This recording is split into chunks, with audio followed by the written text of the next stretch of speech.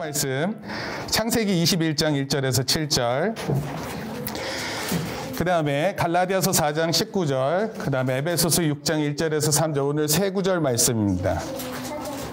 네, 먼저 우리 창세기 21장 1절에서 7절입니다. 여호와께서 말씀하신 대로 사라를 돌보셨고 여호와께서 말씀하신 대로 사라에게 행하셨으므로 사라가 임신하고 하나님이 말씀하신 시기가 되어 노년의 아브라함에게 아들을 낳으니 아브라함이 그에게 태어난 아들 곧 사라가 자기에게 낳은 아들을 이름하여 이삭이라 하였고 그 아들 이삭이 난 지 8일 만에 그가 하나님이 명령하신 대로 할 일을 행하였더라.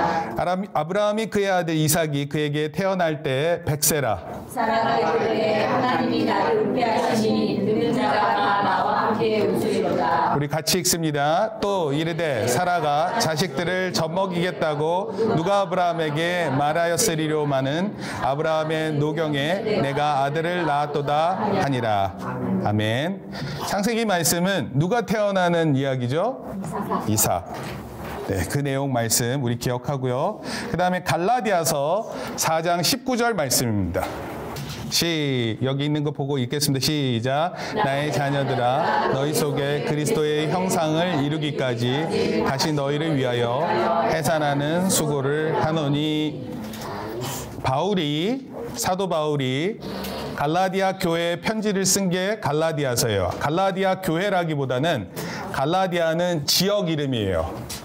그 지역에 많은 교회가 있는데 그때 이렇게 보통 편지를 보내면 순회 편지라 그래서 모든 사람이 돌아가면서 읽어요. 옛날에는 글 쓰는 게 쉽지 않았거든요. 그래서 한번 편지가 가면 모두가 돌아가면서 읽습니다.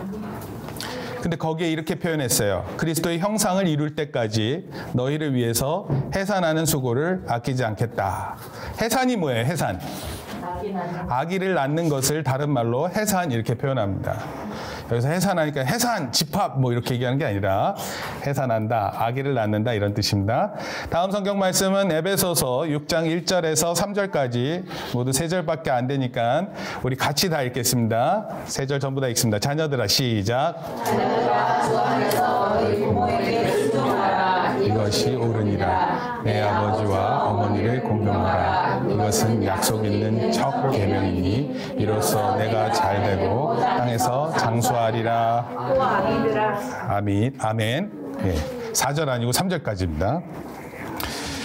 자, 이제 한번 우리 오늘 어버이 주일인데요. 어버이 주일과 관련된 성경 말씀 통해서 한번 말씀을 살펴보도록 하겠습니다. 환상적인 미소, 영원한 열정으로 사랑해주고 자유와 평온함을 향해 우리의 운명을 인도해주는 사람은 누구일까요? 하나님. 네? 네. 머릿속에 누가 떠오르나요? 환상적인 미소. 한번 환상적인 미소 좀 지어보세요. 영원한 열정으로 사랑하면서 자유롭고 평온함을 향해 우리의 운명을 인도해주는 사람 누구일까? 자기? 가장 아름다운 영어 단어는 무엇일까요? Love? Beautiful.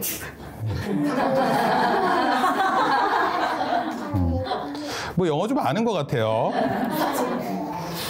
영국 문화협회라는 곳이 있는데 여기에서 세계 102개 비영어권 국가 4만 명을 대상으로 가장 아름다운 영어 단어를 묻는 온라인 설문조사가 있었어요. 그 결과 1위가 뭘까요? 네, 어머니였어요. 어머니. 아까 나무 맞췄는데 주변에서 다른 얘기하니까 아닌가? 이렇게 했어요. 그럴 때는 막 끝까지 나가요. 밀고. 그리고 2위는 어떤 단어였냐면 passion.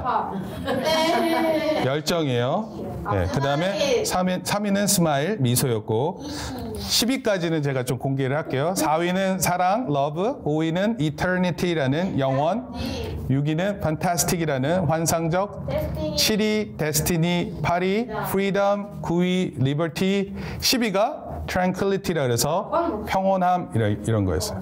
아빠 나올까요? 조금만 기다려보세요. 영국 문화협회에서 10위권까지 발표한 다음에 추가로 60개를 단어로 공개했어요. 그 추가 60개 단어 몇 개만 고를게요. 11이 평화, peace. 그리고 42, lollipop. 아빠 나왔을까 안 나왔을까 그 사이에 안 나왔어요. 63이 hiccup, 딸꾹질. 그리고 69위가 껌이었어요. 아빠는 껌도 안 돼요. 70위권 안에 아빠가 없었어요. 그리고 아빠에 대해서 어디에 있는지 발표하지 않았어요. 좀 슬프죠? 자, 놀라운 점은 1위부터 70위권 단위가 우리 사람의 인격적인 관계에서 유일한 단어가 엄마였어요. 아까부터 계속 그 추임새를 넣는데 나머지는 어떤 단어들이었냐면 사람과 관계없는 물질 명사 또는 추상 명사였어요. 평온함, 자유, freedom, 물질 명사, 껌, 딸꾹질. 오늘 우리는 이 세 가지 본문을 통해서 어버이 주일 말씀을 묵상해 보려고 해요. 창세기 말씀은요, 우리가 알다시피 아브라함과 사라에게 하나님께서 이삭을 주셨다. 약속하셨어요. 그리고 약속대로 아들이 주어졌어요. 그러니까 아기가 왜 태어났어? 예, 약속에 의해서 태어난 거예요. 하나님께서 약속하시고 그 약속을 낳게 하신 거예요. 엄마에 대한 재밌는 표현이 있어서 하나 보여드리는데요. 엄마는 이 중간에 단어 이렇게 보이죠, 여기 M-O-T-H-E-R, mother, mother이라는 단어를 가지고 이렇게 넣는데 엄마는 amazing하대요. 엄마는 loving한대요. 엄마는 strong하대요. 엄마는 happy. 엄마 strong 안 해요? 무서워요. 아, 무서워요? 무서운 거는 나중에 한번 넣어보세요. 여기다 scare 이렇게 쓰기는 그렇잖아. 엄마는 scary. 되게 이상한 단어 같아요. selfless 하면은 엄마는 엄마 자신을 없는 것처럼 여기고 여러분들을 돌보세요. graceful, 네, 우아하고 아름다우세요. 이렇게 생각할 때 엄마가 언뜻 안 떠오르는 사람이 있을 것 같아. 그래요? 네. 요즘에 우리 사회를 보면 엄마 같지 않은 엄마도 계신 것 같아요. 근데 근본적으로 엄마 하면 가장 영어의 아름다운 단어 중 넘버 원. 그리고 또 동시에 엄마 하면 생각나는 이런 여러 가지 의미들이 있습니다. 자, 아까 첫 번째 우리 창세기 말씀 속에서 조금 살펴보면 이런 거예요. 사라는 약속대로 아기를 낳았는데 아주 많은 나이에 아기를 낳았어요. 그래서 사라는 뭐라고 얘기를 했냐면 하나님이 나로 웃게 하셨다. 그리고 아기를 낳았다라는 소식을 듣는 모든 자들이 나와 함께 웃었다 이렇게 얘기를 했어요. 원래 이츠하크라는 단어가 이삭이라는 단어가 원래 이츠하크가 웃음이라는 뜻이에요. 그러니까 우리들은 웃을 때 그냥 하하하 또는 뭐 크크크 이렇게 웃는데 그 이스라엘 사람이 이츠하하 이렇게 웃나 봐요. 원래 그 히브리 언어에는 이 소리음이 있어요.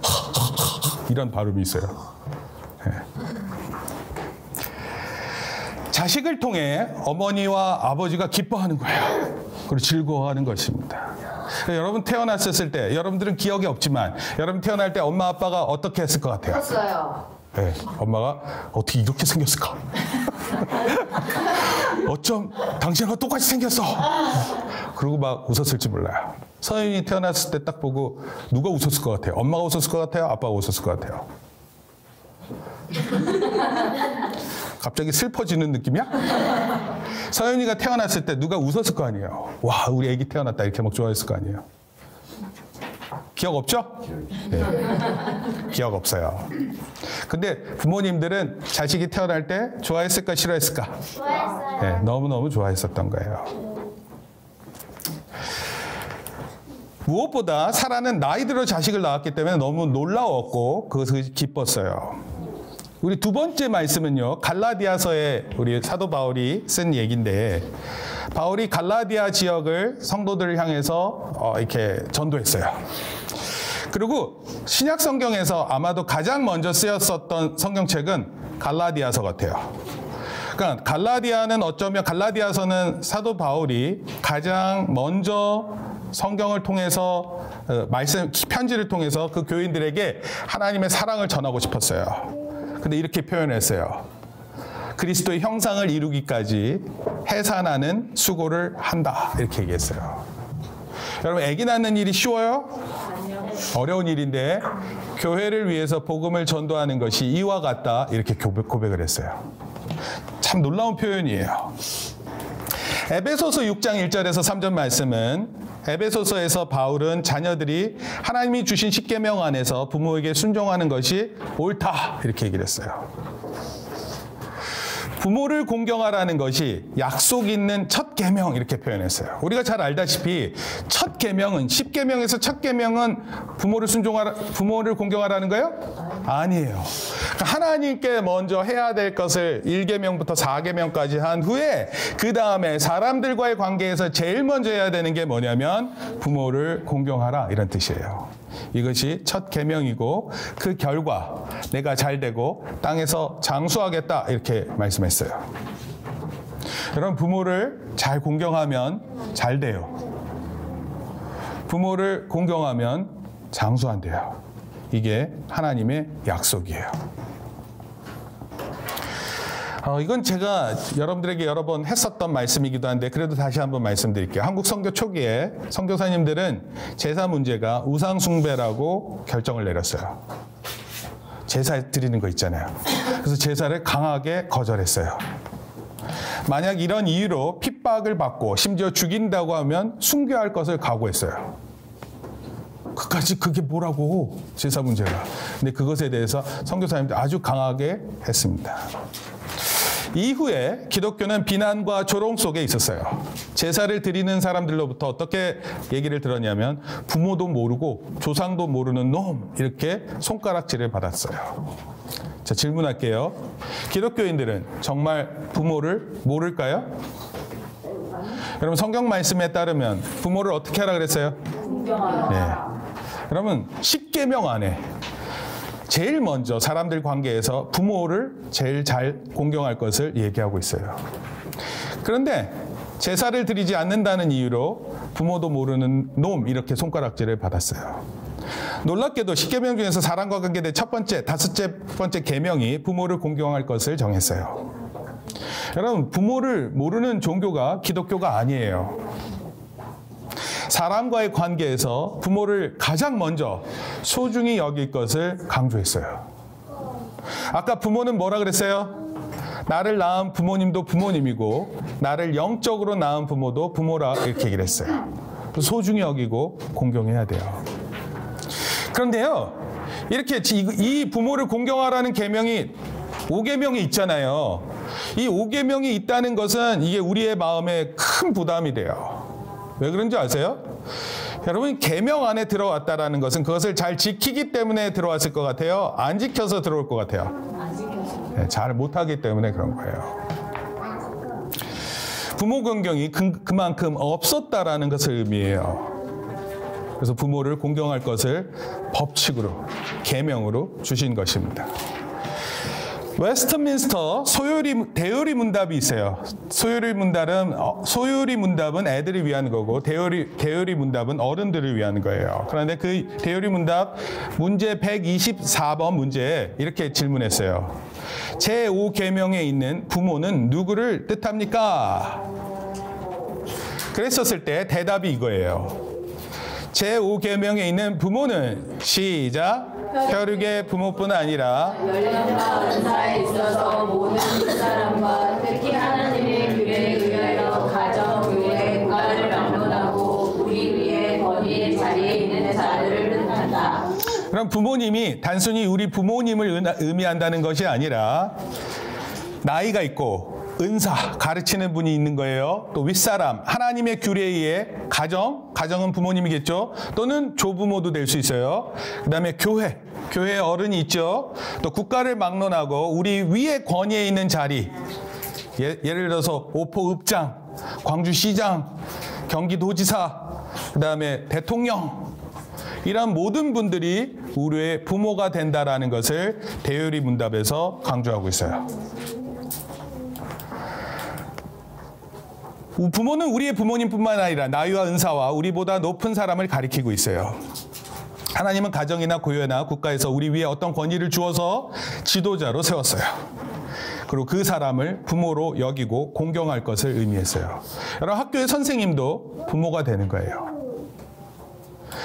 먼저는 우리 친어머니, 친아버지를 공경해야 돼요. 근데 결혼하잖아요? 그러면 시부모, 그리고 장인, 장모가 생겨요. 공경의 대상일까요? 아닐까요? 대상이에요. 스승, 선생님, 교수, 사회에서는 지도층 인사들 모두 다 우리의 부모가 되는 거예요. 국가에도 지도자가 있고 재판관이 있어요. 이들 모두가 다 부모에 해당돼요. 우리 또 교회 기관에도 영적인 지도자를 주셨어요. 교회엔 누가 있냐면 목사, 장로, 권사, 집사를 주셨어요. 부모와 같이 행동하고 말하고, 그래서 그 부모된 목사, 장로, 권사, 집사를 이렇게 청종하고 공경하는 거예요. 교회에 선생님이 계세요. 그럼 구역장이 있고요. 이런 모든 분들이 다 영적 부모예요. 따라서 제5계명의 부모는 친부모뿐만 아니라 더 나아가 선생님과 스승, 가족의 어른, 사회의 지도자, 교회의 지도자, 이 모든 사람들을 포함하는 아주 넓은 의미예요. 여러분, 부모를 공경하라 그랬으면 공경하라는 뜻은 무엇일까요? 공경. 목사님 중학교 한 2학년 때 부모님을 공격하라 이렇게 했더니 교회 애들이 되게 웃었어요. 근데 이거 되게 큰일 날 얘기예요. 큰일 날 얘기입니다.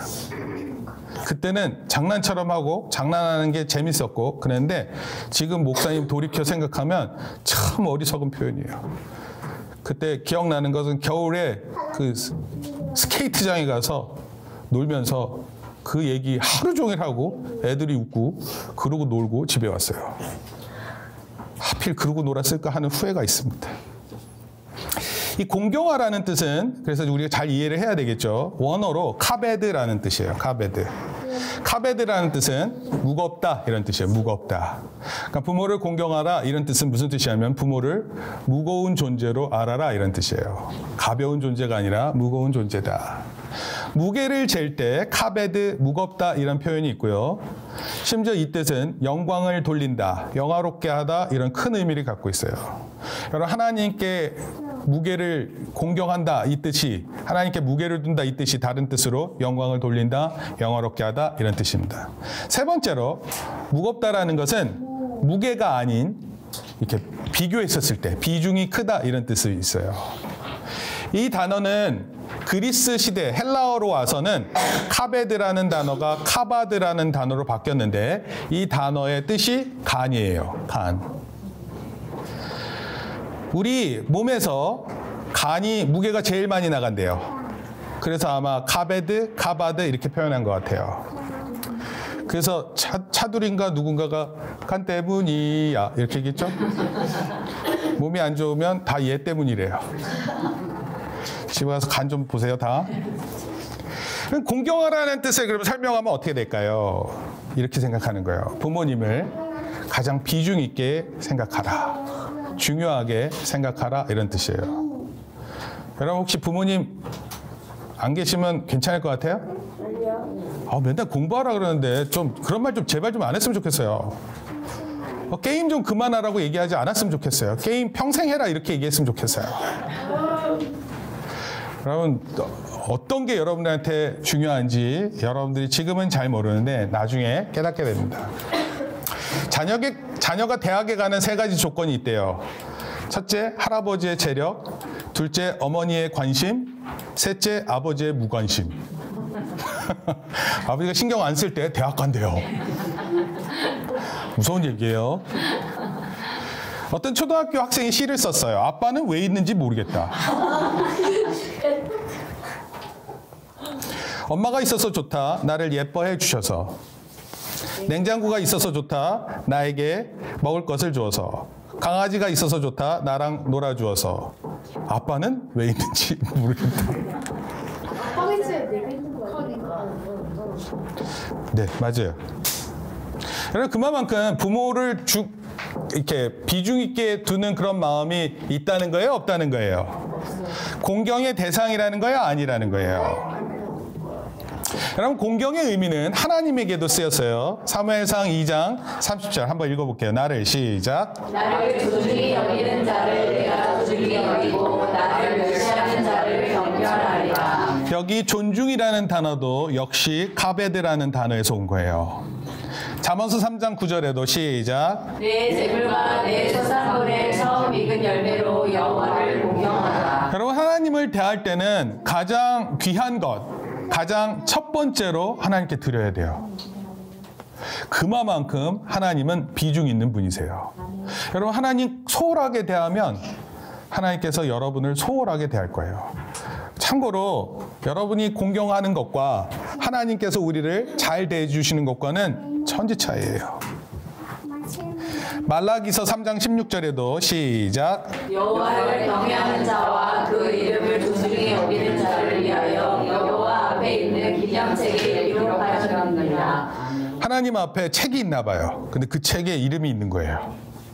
장윤재 막 찾아보는데 여기 있다 이래야 되는데 없는데? 안 되죠. 여러분 그만큼 하나님을 귀하게 여기는 것이 여러분들에게 굉장히 중요한 사실이라고 성경 곳곳에서 말씀하고 있어요.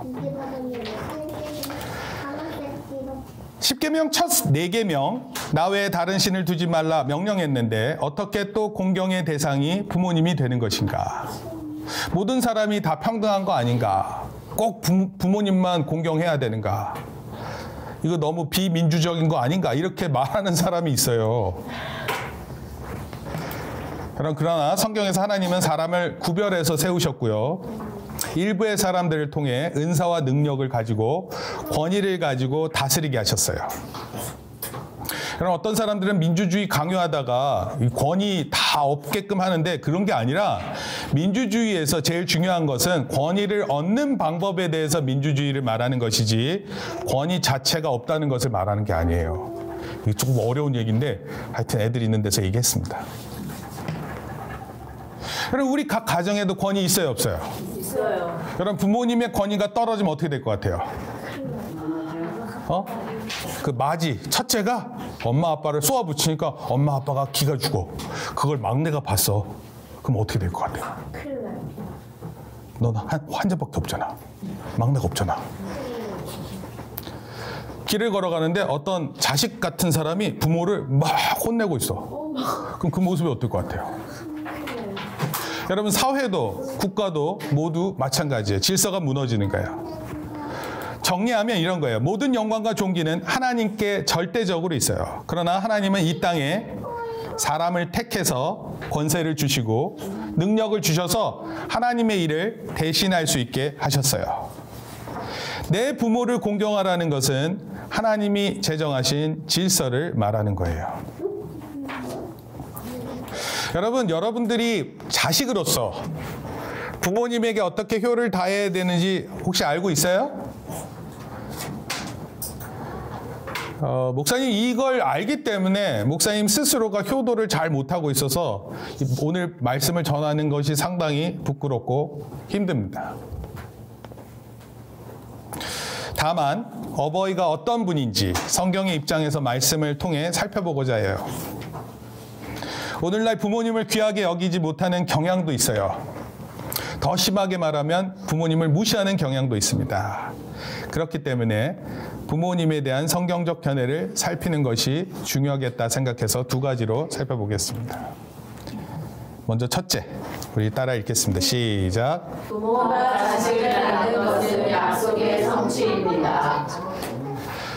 부모가 자식을 낳았죠. 또 여러분들도 이제 부모가 될 거예요. 자식을 낳을 거고요. 혹시 이런 질문 해봤어요? 나는 왜 태어났을까? 여러분 혹시 사람이 이 땅에 태어나는 것은 실수로, 우연히, 아니면 인간이 계획해서 태어난 것이라고 생각하세요? 그렇지 않습니다. 간혹 농담으로 이렇게 얘기하죠. 넌 실수로 태어났어.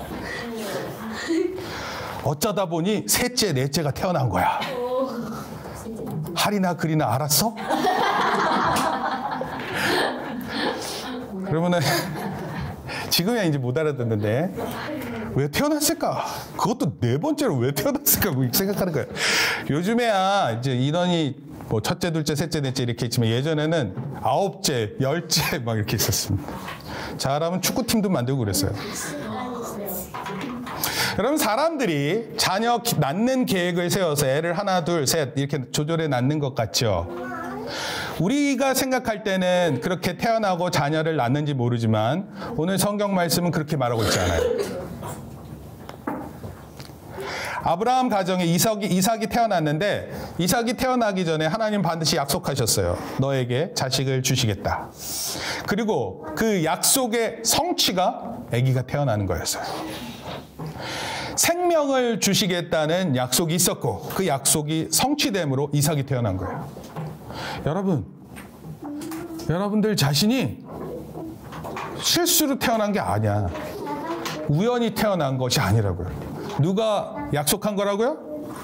하나님의 약속으로 태어난 거예요. 여러분들은 정말 대단한 존재예요. 하나님께서 귀하게 약속하시고 그 약속의 성취로 태어난 거예요. 아브라함과 사라도요, 하나님의 약속이 있었지만 그 약속에 대해서 인간적인 판단을 해본 적이 있어요. 이 말이 진짜 맞아? 그리고 의심을 했어요. 그러나 하나님은 자신의 말씀하신 대로 신실하심과 사랑하심으로 사라를 통해 이삭을 낳게 해주셨어요.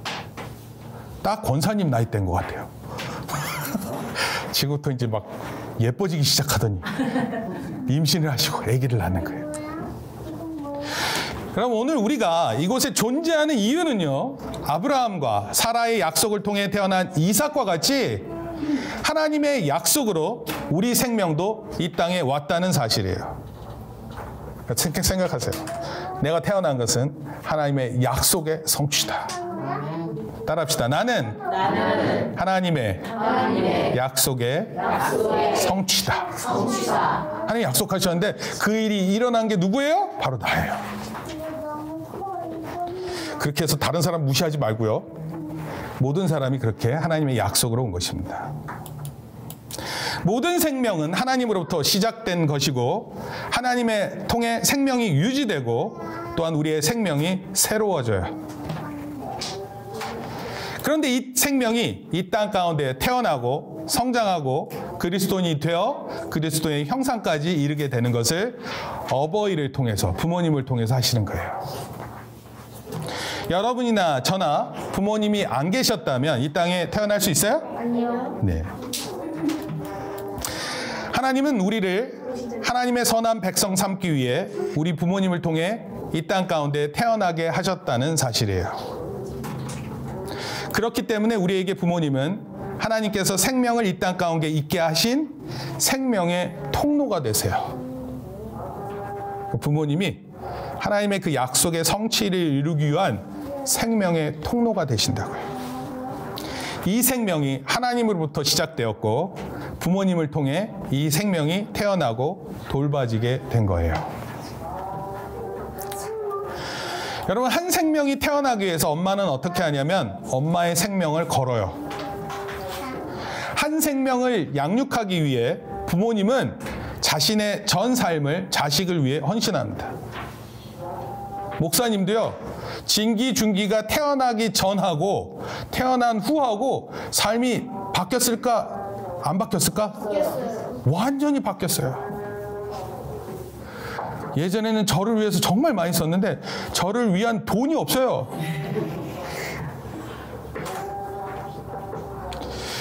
여러분, 한 생명을 영원한 생명으로 인도하기 위해 이거 부모님이 평생 하나님 앞에서 기도해요. 자식을 놓고. 이렇게 한 생명을 위해 목숨을 내어놓고 헌신하며 기도하는 부모님을 존경하며 정성을 다해 섬겨야 하는 거예요. 이게 마땅한 것입니다. 그런데 성경을 보면 부모님만이 자식을 낳는 것이 아니에요. 그래서 둘째 내용이 있습니다. 한번 읽겠습니다. 같이 읽겠습니다. 시작. 우리가 영적으로 자식을 낳는 것도 약속의 성취입니다. 영적으로 자식을 낳는 것, 이것도 하나님의 약속의 성취예요. 갈라디아서에서 사도 바울은 갈라디아 교인들에게 자신은 그들을 위해 그리스도의 형상을 이루기까지 해산하는 수고를 한다 그랬어요. 남자가 이런 표현을 쓰는 게 쉽지 않아요. 그런데 전적으로 그 생명을 낳는 것을 위해서 나의 모든 힘과 생명을 걸겠다, 이런 뜻입니다. 그 말씀이 바로 우리가 읽었었던 갈라디아서 4장 19절 말씀이에요. 한번 읽어볼게요. 시작. 나의 자녀들아, 너희 속에 그리스도의 형상을 이루기까지 다시 너희를 위하여 해산하는 수고를 하노니. 이게 정확하게 무슨 뜻일까요? 바울은요, 갈라디아 지역에 있는 성도들에게 복음을 전할 때 그들을 새 생명의 길로 인도함에 있어 해산하는 수고로 선교와 목회를 했다는 뜻이에요. 여러분, 자식을 낳을 때 자식을 낳는 게 무섭거든요. 그래서 어떤 엄마가 도망갔다, 이런 얘기 들어본 적 있어요? 나 애기 안 낳고 막 도망갔어요. 병원에서 이렇게 막 애 낳는 게 너무 힘드니까 나 못 낳겠어요, 그만할래요, 이렇게 하는 엄마 본 적 있어요? 엄마가요, 너무 아프고 힘든데 여러분 그때 피하고 싶은데 그걸 피하지 않아요. 그리고 아기를 어떤 경우에는 낳을 때 24시간 통증을 넘겨요. 네. 혹시 엄마가 여러분들 몇 시간 걸려서 아기 낳았다는 이런 얘기 해주신 적 들어본 적 있어요? 네. 네.